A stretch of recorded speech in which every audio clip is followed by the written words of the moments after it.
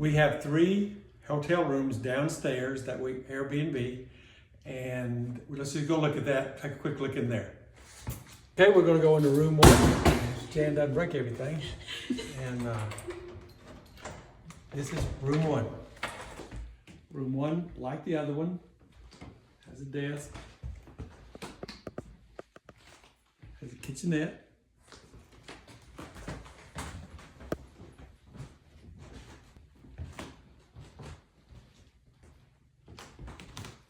let you go in first. Bathroom.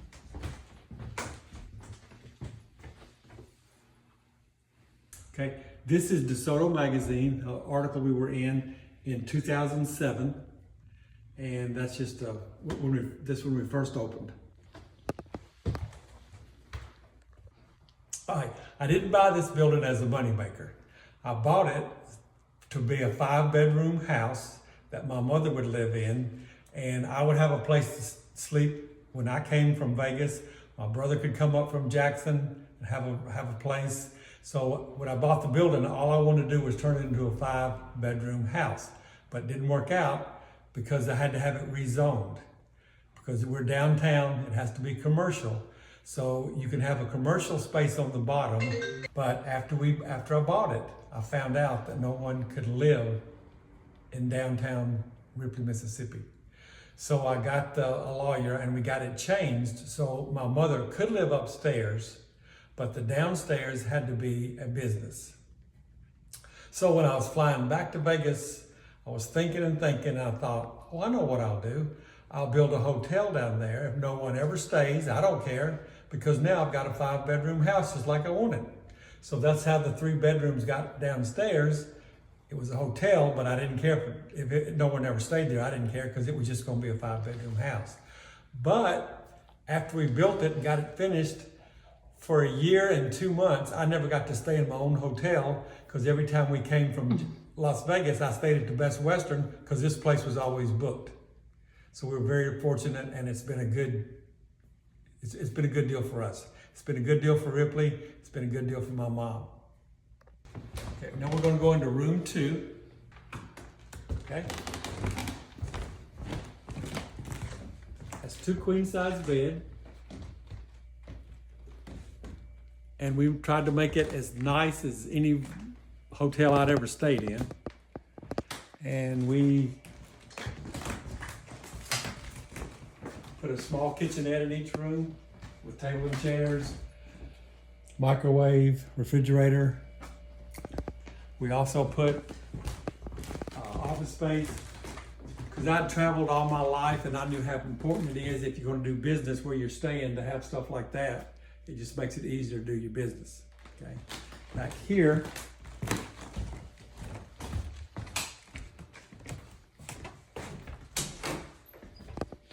okay.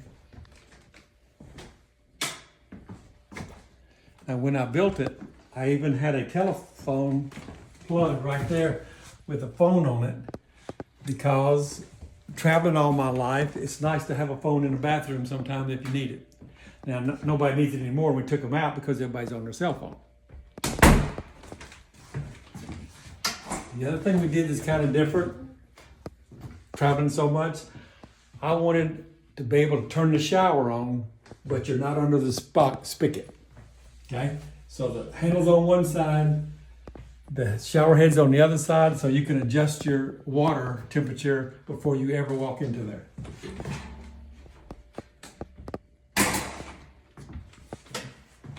And we have, of course, plenty of amenities, plenty of towels, plenty of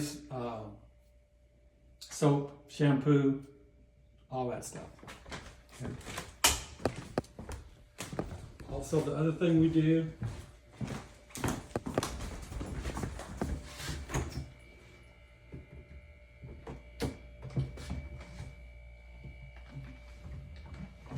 in here, there's Coke, Diet Coke, and the water in each room. And we don't charge for it.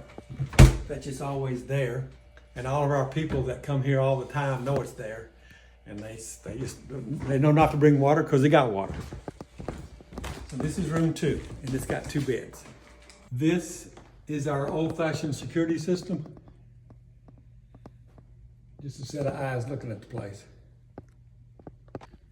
This is room 3. It's got one king size bed. And some cool fans.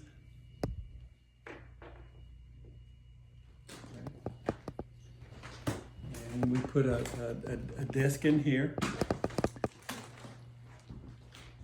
And it's got the same kitchenette over here.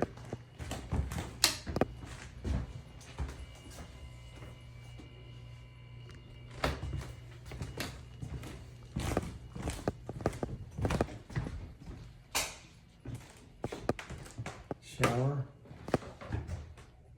toilet area. It's kind of different, everyone's different and unique. The longest person we ever had stay here, about 8 or 9 years ago, we had a lady that stayed here for 18 months. She was from Oklahoma City, and she worked for a company that bought the right-of-way if your road's going to be enlarged. So Highway 15, which goes right by here, is going to be into a 4-lane. So it took them a long time to buy up all the property up and down 15 to widen the road or to change it. So the lady was with us about almost 1.5 years. And she stayed here and she loved it. And she and my mother got to be very, very close. And one day, mother said, I'm going to see, I forgot the lady's name. And it wasn't her she was seeing. That lady brought her mother from Oklahoma City. So then her mother and my mother got to be big buds. And they visited, went all over the county doing things. So that was one of those neat things where it enhanced my mother's life, because then she had a new best friend from Oklahoma City. So that has helped my mom stay young, because from the time she was 80 till she was 88, she ran this place. She cleaned all the rooms. She knew everybody that came visit. This kept my mother young. Okay. Today, my mother is 94 years old. Okay, Heather, come on up. Now we're going to be in Mother's place. This is where Mimi lives. And she's my mom, and like I say, she's 94 years old.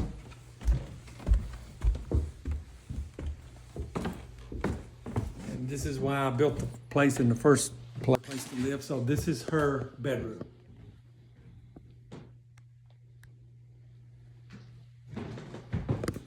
This is her bathroom.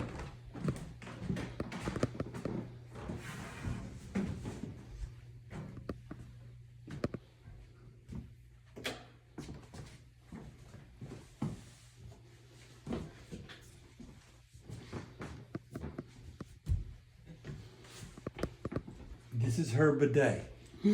All right, now the story behind that is when we bought the bidet, we shipped it down here. The worker guys are working, and I was down here, and they said, Mr. Joel, we got something that we don't know what it is.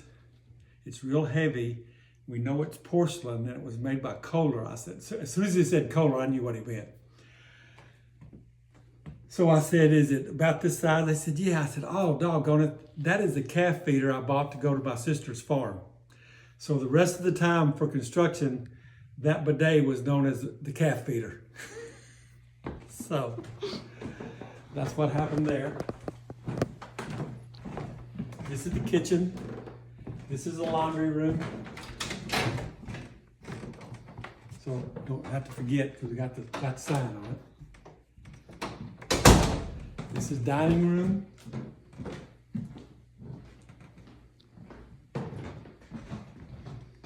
And this is why I thought the house would be so cool, because of this little guy right here. So, this was built in 1904. And when I was a little boy and I would come with my grandfather to town, this was open right here, and you could look up, and that block and tackle that they would bring, it was built as Ripley Feed and Seed, and when they would bring the feed and seed up, they did it on a pulley, and that pulley is the original pulley that was here in 1904 when it was Ripley's Feed and Seed store.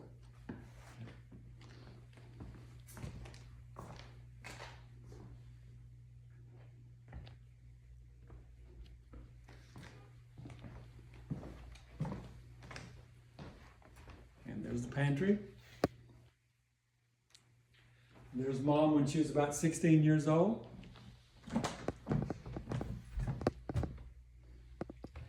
And this door came out of the Peabody in Memphis. And a friend of mine's grandfather was a demolition contractor, and that came out of there. But this little door handle, I got it in Miami. And how that came about, my brother and I were down there playing golf, and we were killing time. We went to a demolition place, and they had a whole box of these doorknobs. And I thought, oh, that'd look cool on the one in Ripley. So I bought it. And after I bought it, the guy says, "Sir, do you know what you have?" And I said, "Yeah, a doorknob." He says, "No." He said, "That doorknob came from a house that was being renovated, and the guy that owned the house is Rod Stewart. Your doorknob was Rod Stewart's doorknob." So that's probably the most famous doorknob I ever had. So anyway, that was Rod Stewart's doorknob. This is her living room. The other thing I did when I drew it out is, you notice there are no windows on each side. So that cupola gives us a lot of light.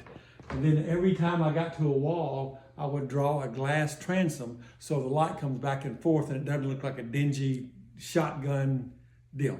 So that's why the transom over there, transom's up here, and the cupola gives you tons of light, and it lights up the whole place. Okay. These doors, it says Mallards, no cover charge. Okay. When we were doing a grand opening, I'm standing here, and this lady comes up to me, and she had to be 90 or 100 years old or whatever, and she says, "Sonny, did those doors come out of the Peabody?" I said, "Yes, ma'am. How'd you know that?" She said, "You know they were in a bar?" I said, "Well, that's what I figured, because, yeah." She says, "Do you know the last time I went through those doors, I was drunk as Cooter Brown?" And so these are the doors that went to a bar in Memphis at the Peabody, and it was called Mallard's Bar. This is where I sleep most of the time, and because I take care of my mom.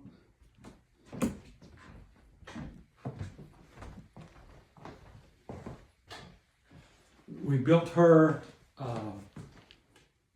that tub. She used to come in here all the time, and she'd get in the clawfoot tub, and then we'd turn her TV on, and she could watch TV all afternoon and soak if she wanted to. So that was Mom's. This is Mom's deal right there, and then that's just regular stuff right there.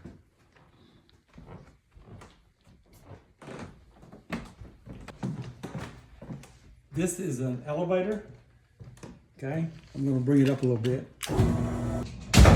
But what it really is, it is a Caterpillar forklift. I worked for a Caterpillar dealer for a bunch of years, and that's a forklift, and we made it into an elevator, but we called it a hydraulic lift. So the forks are underneath that platform, and the motor that runs it is out of an excavator that digs. So that's what we adjusted it to make it do that. So that's what it does there.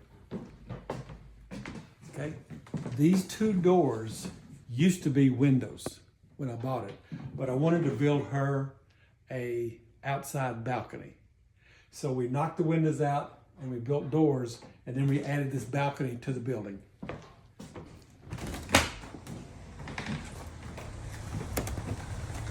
So she has a barbecue grill out here and chairs, table chairs, and Mom has gotten more use out of this balcony than anything in that place.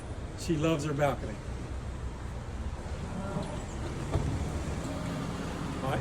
We are right across the street from the courthouse. That's the Tippah County Courthouse for the county. And it's in good shape. They use it every day. And I hope the old building lasts as long as the courthouse has.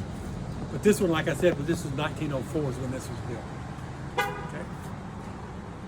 Right down here, two blocks down, I don't know when it was, but when Mr. Faulkner, when Colonel Faulkner, who's Faulkner's grandfather, when he got shot, he was right here in front of the building. That's where he and the other guy had to duel or whatever they had. He lost. And the other guy that shot him never went to jail. So, okay. All the wrought iron rails There was one down originally that was put here in 1904 when they built the place. And it was this pattern. It's down there. So I wanted to match it if I could, and I took a piece of that rail and I sent it to a gentleman in St. Louis to see if they had any of it or if they could manufacture it. And he wrote me back. He said, Joel, I don't have anything like that. That is old. But I sent it to a friend of mine in Nashville, Tennessee. He might could do it. So he mailed the piece to Nashville.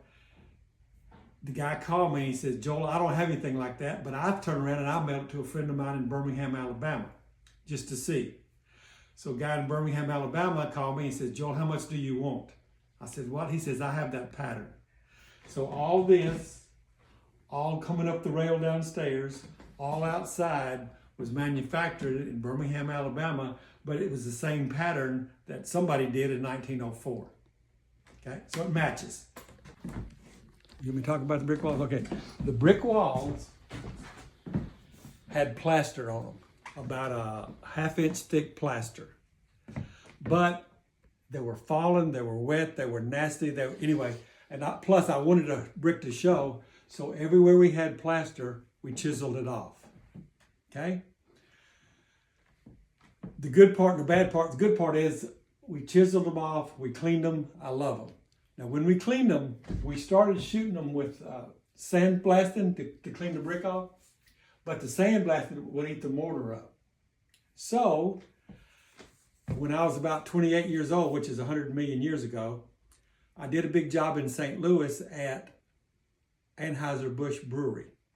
And we were cleaning floors. I was in the floor business. We're going to use a sand blaster. And the people up there said, no, Joel, you can't use sand. It'll bounce off and hit these $50 million stainless steel tanks. So you have to use this. I said, what is this? And they hand us a 55-gallon drum of crushed walnut shells. So then you could clean stuff, but it doesn't bounce up and do anything. So I got us a 55 drum of crushed walnut shells, and we shot all these brick, and it cleaned it, but it wasn't abrasive enough to mess up the mortar. So that's how all this got so good, it was all cleaned with walnut shells. Mom's a fantastic cook. So when we built this, I wanted to build her something that she'd be proud of, because I know Mother stays in the kitchen. That's why we put the chairs and table right here and kept it all open, because Mom's always in the kitchen. I want her not to be in the kitchen. I want her to be with everybody. So that's why this is all open. So when we're doing the kitchen, we put some special things in it, like this little guy, this little pot filler. Now she can have a pot here, turn this over, turn it on and fill it up. And that keeps her from having to carry a big pot across from the deal. So that was that's her pot filler. Okay. Everything else was kind of upgraded stuff that made it nice. We get her stuff out, and we had plenty of storage area for all of her pots, pans, salt and pepper shakers. This one's full, that one's full, those are full, these are all full. So we had plenty of storage. We got this little hanging guy for pots and pans. And then we got some different granite. Let me tell you kind of how this all came about. To build this place, I'm kind of like the Mickey Mouse architect, that I knew where I wanted all the rooms, I knew where I wanted the doors, I knew everything I wanted to go, and that's where it went. But the contractor is a Mr. Jerry Bramlett out of Blue Springs, and Mr. Bramlett covered up all my mistakes. Then when Donna, who was my wife at the time, but she's passed away, when Donna was alive, she decorated everything, so she covered up his mistakes. So the look is what Donna wanted. Everything is straight, level, perfectly built that Mr. Bramlett wanted, and I got to pick out where the walls go. Okay. Now, I was in Vegas one night, and Mr. Bramlett called. He says, Joel, I don't know if y'all do it in Vegas, but here in Ripley, we hardly ever put a wall through the bathtub. I said, what? He said, Joel, all your drawings, you drew it to the dimensions and you drew it at 100 feet. It's 100 feet long. It's 25 feet wide. I said, yeah, that's what I did. No, Joel, that's the outside dimensions. Your brick walls are 3 bricks thick on this side, 3 bricks thick on that side. So you don't have 25 feet to play with. You got less than that. So I've had to adjust all of your drawings because you don't know where your walls are because you took the outside dimensions. So he adjusted everything that I messed up and it came out very, very nice. One time when we had finished it and we'd been open about maybe a year and a half, this building at one time was called Fingers Department Store. At first it was built in 1904 as Ripley Feed and Seed. And that lasted about 35, 45 years. And then it was made into a department store. And there was a family that owned it, Finger family, F-I-N-G-E-R. So they were very prevalent in this town, and they had a couple of buildings. But Mrs. Finger was still alive when I bought the building. So we finished the building, we have it about a year, and I went over and invited Miss Finger to come over and see it. So I went to get her, we came up on the elevator, came up, sit down, Mother had cooked. I look at Miss Finger and the tears are coming down her face. And I said, Miss Finger, Mom's food usually doesn't make anybody cry, it's not that bad. She said, shut up, Joel, I'm not crying about the food. I'm crying because, she said, Joel, I'm 92 years old. I thought my building was gonna fall in. When I died, I thought the building was going to die. But after I've seen what you and Donna have done to the building, this building will be here another 100 years. And it just makes me happy that you did something to this, the legacy of the Finger building will always be here. I said, thank you very much. And then I looked over there and then Donna was crying and Mimi was crying. So it was touching that she got so emotional that we saved the building that she thought was going to fall in. The ceiling is original, but before we painted it, we had to caulk all the seams. There's about 15 gallons of caulk in the ceiling because everywhere that was open, there was all kind of dust up in the attic, and when you'd walk through here, the dust would come down. So every joint got caulked before we painted it. The ceiling in this side was falling in. They had some beams that went across like that to hold it up. But Mr. Bennett says, no, we're going to take those beams out and we'll run a beam across here. So we ran one there and one here to hold all the ceilings up. Now up there in that cupola, that was weather beaten, it was rotten, it was horrible shape. So every time Mr. Bennett would bring something down and cut a new one, we did it exactly, precisely like the old one that came out there. So what you see is what was put there in 1904, and everything matches exactly like it was when it was built.